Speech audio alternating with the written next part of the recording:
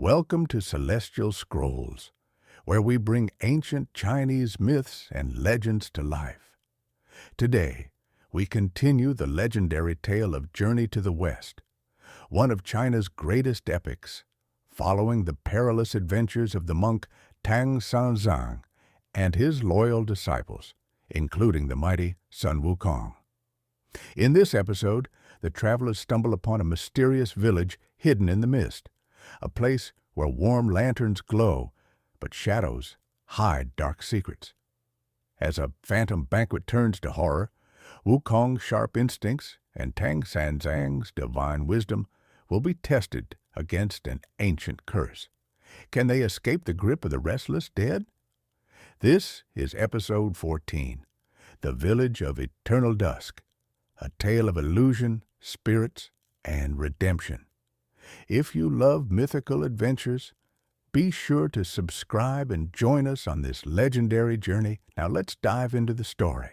As the weary travelers pressed on, the cursed peak shrinking in the distance, the land around them transformed. The jagged cliffs gave way to rolling hills bathed in twilight, and a winding path led them into a deep valley cloaked in mist. The air hummed with an eerie quiet, broken only by the occasional rustling of unseen creatures. Tang Sanzang pulled his robes closer as he surveyed the landscape. "We should make camp soon," he suggested. "The road is treacherous at night." Bajie, rubbing his stomach, grinned.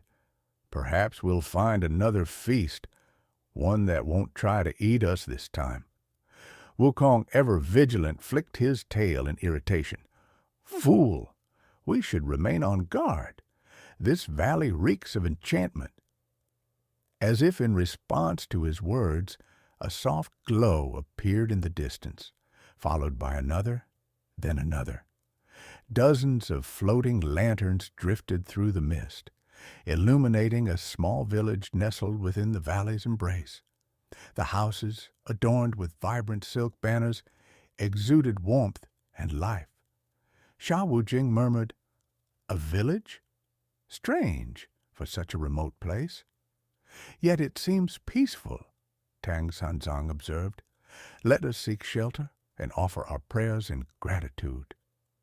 The spirit's deception. The village's entrance was marked by an ornate gate, its red paint faded yet regal. The moment they crossed its threshold, a figure emerged from the mist. A stooped, elderly man with a long silver beard, dressed in flowing robes embroidered with golden patterns. "Welcome, travelers," he said, bowing deeply. "You have found Nightfall Valley, a sanctuary for the weary. Come, rest at our humble temple." Tang Sanzang returned the bow. "Many thanks, Venerable One. We have traveled far and would be grateful for your hospitality."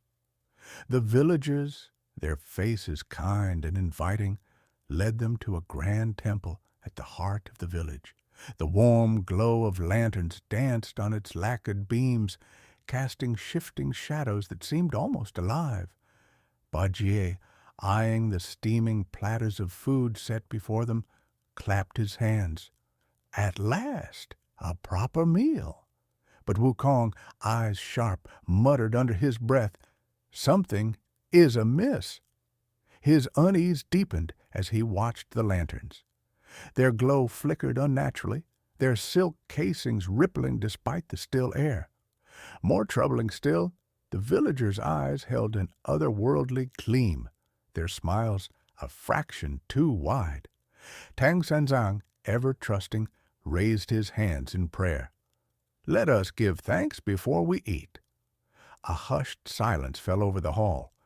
The villagers, as one, turned their heads toward him, their glowing eyes pulsing in eerie unison. The old man's voice, once warm, now rang hollow. "Ah, honored guests, I fear it is you who shall be offering thanks before your final rest." The phantom banquet, with a single clap of the elders' hands, the illusion shattered. The food, the warmth, the temple itself, all faded into darkness. The village dissolved into a vast graveyard, weathered tombstones stretching into the mist. The lanterns, no longer gentle beacons, now floated as ghostly flames, their light revealing the skeletal forms of the villagers, their hollow eyes burning with spectral hunger. Bajie spat out the morsel he had bitten into, now a writhing mass of worms. "By the Jade Emperor's beard, why does this always happen to me?" Wukong snarled, staff in hand. "I knew it. This place is a den of restless spirits." The elder's form twisted, elongating into a wraith-like specter. "We are bound to this valley cursed by an ancient sin. Only the sacrifice of travelers can sustain us. Your arrival was fate." Tang Sanzang, calm even in the face of horror, clasped his hands together. "The path to salvation is not through suffering. If you are bound by a curse, then let us help you find peace." The spirits shrieked, their hollow voices echoing through the valley. "Peace! There is no peace for the forsaken. Only hunger, only darkness." The wraith lunged, clawed hands reaching for Tang Sanzang's throat. But before it could touch him, Wukong sprang into action, his staff spinning like a cyclone. A single mighty strike sent the specter reeling, its form wavering like mist in the wind. "Back to the underworld where you belong!" Wukong roared. Sha Wujing and Bajie leaped into the fray, their weapons slashing through the ghostly horde. But the spirits, though struck, merely reformed, their laughter echoing like shattered bells. The lantern of redemption, seeing that brute force would not prevail, Tang Sanzang raised his voice in a sacred chant. Golden scripture flowed from his lips, each syllable shining like dawn's first light. The lanterns, once malevolent, quivered in response, their glow shifting from eerie green to warm gold. The elder spirit, writhing in agony, let out a mournful cry. "No, the light! We cannot bear the light!" Tang Sanzang's chant grew louder, each word a beacon of divine radiance. The lanterns, now burning with sacred fire, swirled through the air, encircling the restless souls. One by one, the spirits ceased their struggle, their skeletal forms dissolving into the golden glow.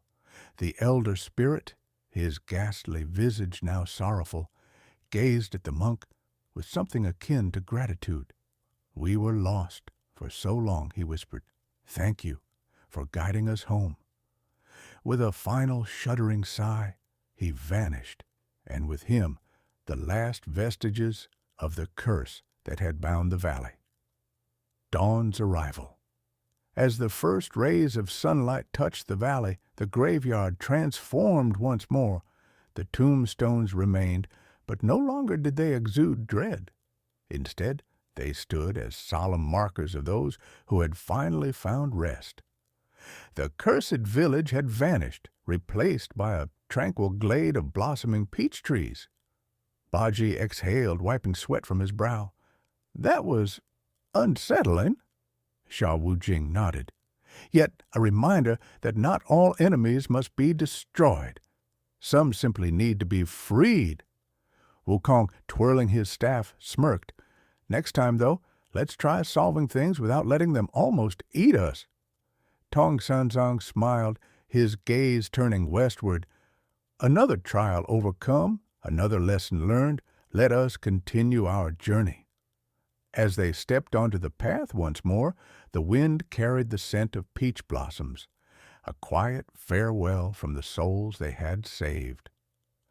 The road ahead remained uncertain, yet their hearts burned ever brighter with resolve. The journey was far from over, but with each step they moved closer to enlightenment. And that's the end of episode 14. Tang Sanzang and his disciples have survived yet another trial, but their journey is far from over. More dangers, mysteries, and legendary battles await them on the road to the west. We'll be back with episode 15 soon, so don't miss it. to stay tuned, subscribe, and turn on notifications so you're always the first to hear these incredible stories. Here at Celestial Scrolls, we'll keep bringing you the wonders of ancient Chinese legends. Thank you for watching, and see you next time.